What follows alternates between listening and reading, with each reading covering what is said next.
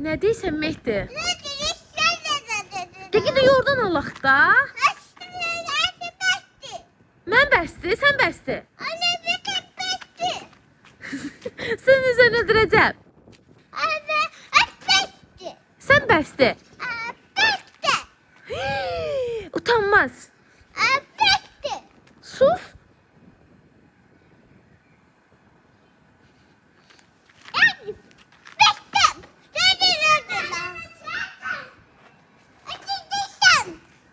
Ne? Ne deyirsən ha?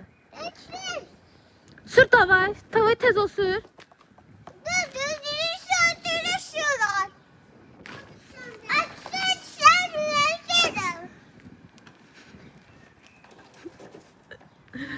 Bəsdir səninki. Sus.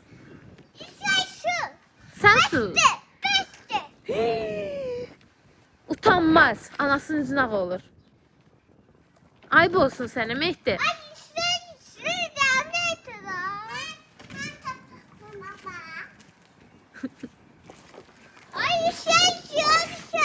Ay ne istiyorsan benden?